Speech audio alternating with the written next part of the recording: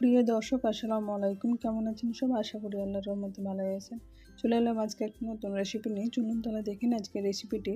আজকে বানিয়ে নেব শীতকালীন সবজি দিয়ে ভেজ চপ রেসিপি।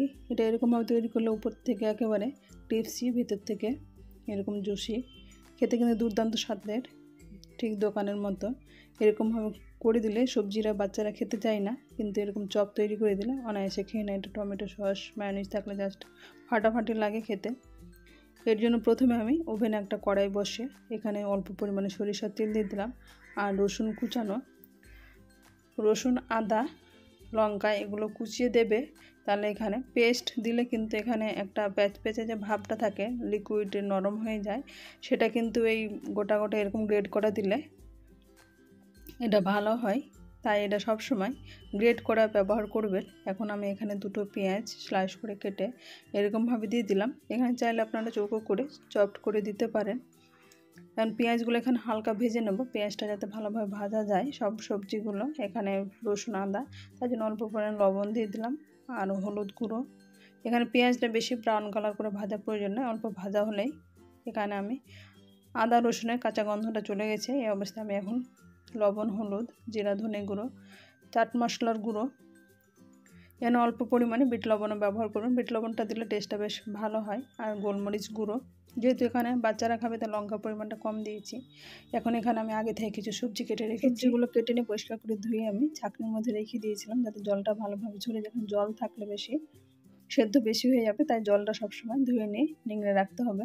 এখন এখানে আমি ফুলকপি, আলু এগুলো সবগুলো আমি সরু সরু করে কেটে রেখেছি। আলুগুলো গ্রেড করে নিয়েছিলাম। কারণ ফুলকপি থেকে এখানে জল বের হয়, এতে কিন্তু সবজিটা সেদ্ধ হয়ে যাবে। আর এখন দিয়ে দিলাম বিট, এটাও গ্রেড করা আছে, গাজর, বিনস, পাতাকপি, ক্যাপসিকাম এগুলো দিতে পারেন। পালং শাক দিয়ে চপটা তৈরি করলে কিন্তু দুর্দান্ত স্বাদের হয়। পালং শাকটা অবশ্যই দেবেন। পালং শাকেরও পকোড়া এরকম ধরনের তৈরি করলে খেতে কিন্তু দুর্দান্ত স্বাদের হয়। এরকমভাবে এখন যে লবণ হলুদ দেওয়া আছে তাতে কিন্তু সবজিটা এরকমভাবে সেদ্ধ হয়ে যাবে। এখন আমি এটা উল্টে পাল্টে যখন একটু সেদ্ধ হয়ে যাবে, নরম হয়ে আসবে, তখন এটা ঢাকা দিয়ে আমি মোটামুটি 10 থেকে 15 মিনিট মিডিয়াম ফ্লেম করে নিয়ে সেদ্ধ করে নেব। এটা নেড়ে চেড়ে কিন্তু অনেকটাই কমে গেছে, দেখে বুঝতে পারছেন। এখন এখানে ঢাকনা দিয়ে আমি মোটামুটি ফুল ফ্লেমে 5 মিনিট রেখেছিলাম। এখন এটা মোটামুটি সেদ্ধ হয়েছে। এরকম অবস্থায় এখানে দিয়ে দিচ্ছি অরিগানো। এখানে অরিগানো যদি না থাকে ম্যাগি মশলা ব্যবহার করতে পারেন। আর দিয়ে দিচ্ছি সোয়া সস।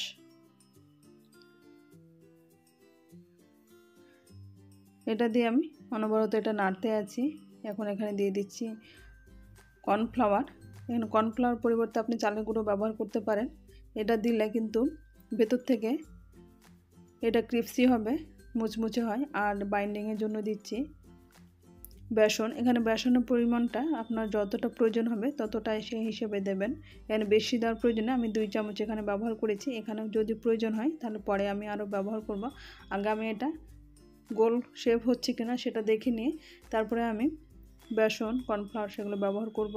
এখন এরকমভাবে অনবরত এটা নাড়তে আছি। মোটামুটি আমার 10 মিনিটের উপর হয়ে গেছে। এটা মোটামুটি সেদ্ধ হয়ে গেছে, দেখে বুঝতে পারছেন। সবজিটা অনেকটাই সেদ্ধ হয়ে কমে গেছে। এখন এটা অনবরত আমি নাড়বো। জলটা যে বেরিয়েছিল সেটাতেই কিন্তু সবজিটা সেদ্ধ হয়ে গেছে।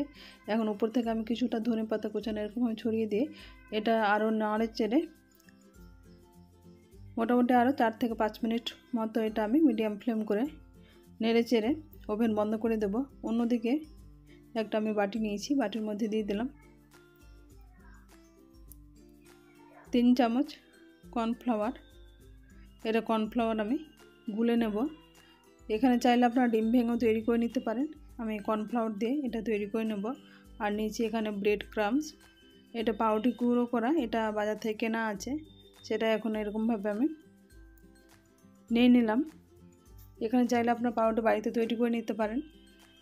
এখন এরকমভাবে আমি বড়গুলো তৈরি করে নিয়েছি। ব্যাটারটা যখন ঠান্ডা হয়ে গেছে, এরকম অবস্থা আমি এরকমভাবে গোল গোল শেপ করে তৈরি করে নিয়েছি। এখানে চাইলে আপনারা চৌকো কিংবা কাটলেটে শেপ করে তৈরি করে নিতে পারেন। বাজারে যেমন চপ, ভেজ চপ কিনে পাওয়া যায়, আমি ঠিক তেমনটাই তৈরি করেছি এরকমভাবে। এখন এই কর্নফ্লাওয়ার ব্যাটারের মধ্যে এটাকে ডুবিয়ে উঠিয়ে নেব। এটা আমি দুবার এখানে কোটিং করেছি, এটাকে ডবল কোটিং বলছে। এরকমভাবে চাইলে আপনি একবার কোটিং করে এটাকে ভেজে নিতে পারেন। আমি দুবার এটা কোটিং করে ভেজে নিয়েছি। এখানে আমি কর্নফ্লাওয়ার পরিবর্তে কিন্তু ডিম দিয়ে ওটা ডিম ফেটিয়ে ডিমের গোলাতে এটা ডুবিয়ে এরকমভাবে এটাকে ব্রেড ক্রামসের মধ্যে গড়িয়ে তেলের মধ্যে ভেজে নিতে পারেন। এরকমভাবে সবগুলো আমি তৈরি করে নেব। এদিকে রেডি করে নেব। এইদিকে ওভেন একটা আমি কড়াই বসিয়ে কড়াইতে পর্যাপ্ত পরিমাণে তেল দিয়ে তেলটা ভালোভাবে গরম হয়ে গেছে। এখানে একেবারে হাই হিটে গরম করে চপগুলো দেবে না, তেলটা বেশি গরম হয়ে গেলে কিন্তু চপটা উপর দিকে কালারটা তাড়াতাড়ি চলে আসে। এখানে মিডিয়াম যখন গরম হবে তেলটা, সেই অবস্থায় কিন্তু চপগুলো দিয়ে দিতে হবে। এখন এরকমভাবে যতগুলো তেলের মধ্যে চপ ধরবে ততগুলো দিয়ে আমি ভেজে নেব। এখানে আমি টোটাল 6টা দিয়েছি, সবগুলো হয়নি একেবারে। আমি এখানে পরে আবার এগুলোকে একই রকমভাবে ভেজে নেব। এরকমভাবে উল্টো পাল্টে ব্রাউন কালার করে মিডিয়াম ফ্লেম করে দিয়ে আমি চপগুলো ভেজে নিলাম। খুব সহজে এরকম তৈরি হয়ে গেছে ভেজ চপ। একই রকমভাবে সবগুলো চপ ভেজে নেব। আমার রেসিপিটি কেমন লাগলো আপনার বাড়িতে ট্রাই করে কমেন্ট বক্সে অবশ্যই কমেন্ট করবেন। আমার চ্যানেল নতুন বন্ধু হয়ে থাকেন তাহলে সাবস্ক্রাইব করে পাশে থাকার অনুরোধ রইল। পাশে থাকা বেল আইকনটি প্রেস করে দেবেন, তাহলে যখন কোনো ভিডিও আপলোড দেবো সর্বপ্রথম নোটিফিকেশান পেয়ে যাবেন। আজ তাহলে পর্যন্ত ফিরে আসছি নতুন কোনো রেসিপি নিয়ে। ভালো থাকবেন, সুস্থ থাকবেন। আসসালামু আলাইকুম, আল্লাহ হাফেজ।